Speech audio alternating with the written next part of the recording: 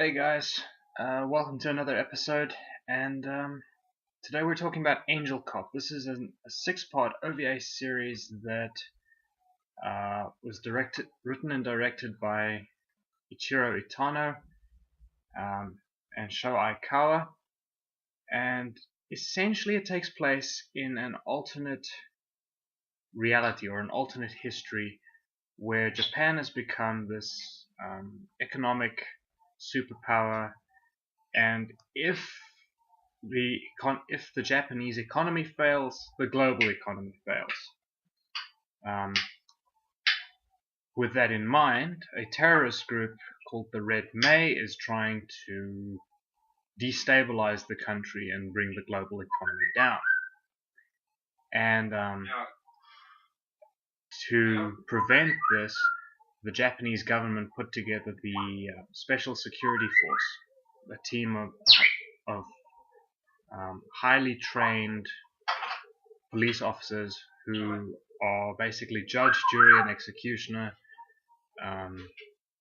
and they are licensed to kill their targets if they can't capture them. Now, during one of the assignments, they capture a leader from one of the Red May's leaders, and while they're interrogating him, some unknown force starts killing off the other members of the group. And then that same unknown force turns its attention towards the special security people. That's all I can say on the plot because there's really not much else to it. In terms of what is there to like about this series, not a whole lot actually. The animation style is okay at times, but then it sort of degenerates into this sort of very painful to look at kind of visuals. The story, as I say, I can't really give you much more in the way of detail on the plot because that would spoil it if you do decide to go and watch the show. But I will say that the premise is interesting. It's a very dystopian type story. But the problem is that the story can't follow through on that interesting premise. And as such, there are major problems with it on other aspects of it. There are plot holes that you could probably sail a cruise liner through at the moment. For one thing, it doesn't really go into detail on how or when the Special Security Force was established, only that they were established. There's this whole subplot about an American company buying out the island of Hokkaido and planning to turn it into a nuclear waste dump.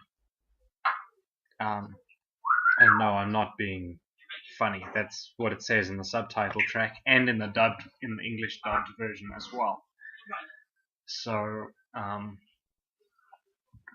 there's that whole subplot, which is mentioned once in, I think it's like the third, fourth, or maybe even the fifth episode. It's mentioned once. They talk about it for maybe 5 minutes, and then they drop it. And it completely ignores the really blatant problems with this whole plan. The two biggest problems with this is, how did you get the money to buy an island, essentially, and what are you going to do with the thousands and thousands of people who are living on that island? In terms of music, it's very forgettable, which is kind of unfortunate, all things considered. The action scenes are very fluid. which is kind of a surprise considering how bad the rest of the anime has been. A lot of the characters are not really likable people. I really didn't like a lot of the characters. They just I don't know. Maybe it's because I'm so used to being able to put myself in the situation of the character and go, yeah, okay, I can relate to that character. But it's very hard to relate to a character who is not only of a set of the opposite sex, but who's also just cold. There's very little in the way of personality-wise. She's very cold. She's very calculating. Doesn't care about anybody or anything except getting the job done. And if civilians get shot, then that's their problem. You know, she believes that if they get shot, that's their fault. And oddly enough, her name is Angel, so there you go, Angel Cop. Her partner, Raiden, is a little bit more cautious. I have to say, I liked him more because, don't get me wrong, Angel's very attractive to look at, but she's got the personality of a brick wall. But Raiden is very much, he's very serious. He wants to get the job done. He believes in results, but that's not all he cares about. He actually cares whether or not innocent people get caught in the crossfire, and confronts Angel a number of times about how she would have willingly shot a child simply to get a hold of one of the bad guys. The antagonists of this series, they aren't really that memorable, I have to say. There's this group of psychics that is running around. This is the other group that is hunting the terrorists. And two of them switch sides sort of out of the blue. They decide, no, well, the other one, the third one's gone nuts, so we'll rather go to the people who actually have brains in their heads. But the other psychic is actually kind of psychotic. She's honestly believes that what she's doing is for the good of Japan, but it's almost like the power's gone straight to her head and she doesn't know what to do with it. And overall, it's just not an easy thing to watch. I mean, most of the dialogue is cringeworthy at best, especially when you bring in this character who talks about being a Japanese patriot and caring about the country and traitors and all that kind of stuff. It's very serious dialogue, but it comes across really, really poorly because it's not delivered very well. Then again, the series was aired from 1989 until 1994 only. I mean, 6 episodes, a 6-episode series, you're not really going to get much. But for 6 episodes, it actually did really well, in my opinion. I know a lot of the anime fans out there don't really, either they don't know about it, or they know about it and they just don't care, or they've seen it and they hate it, or something along those lines. Personally, I loved the show. I found that it was very, it was confusing because nothing, like Akira, nothing is really explained. But for the most part, it was okay. It's, in spite of all of the flaws. I mean, bear in mind this came out around about the sort of mid to late 80s, and at the time, it was catering to the gore market. The whole and most of the anime market was just flooded with titles that were filled to bursting with violence and profanity and sex and nudity. and this was very much aimed at a more bloodthirsty teenaged audience, I guess. So for the time, it's not bad, in spite of all of the flaws and all the plot holes, the corny dialogue, the terrible one-liners. I have to admit, I laughed at a couple of the lines, but other than that, there wasn't really much to amuse.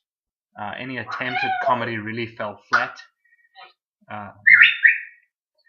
But still, I mean, it's not a bad series. It's really not a bad series at all. It's one of those series that you go and you get a group of friends together and you just sort of sit there and watch it just to make fun of it. It's a popcorn movie, or a popcorn series in this case.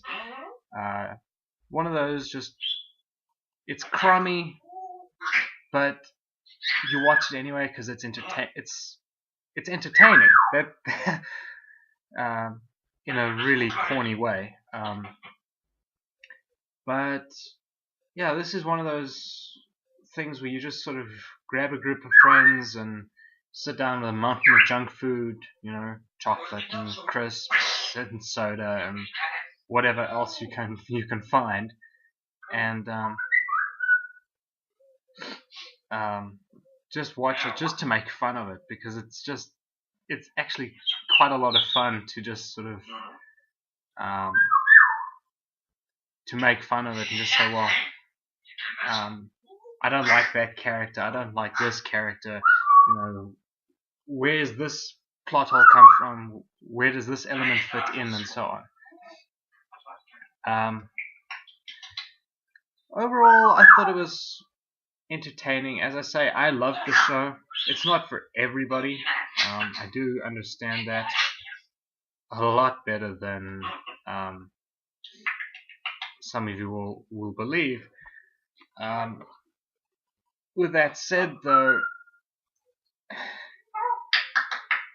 it's something that demands your attention, whether you like it or not. If you watch it, you're kind of like, you're in the moment, and then when it's over and you forget it.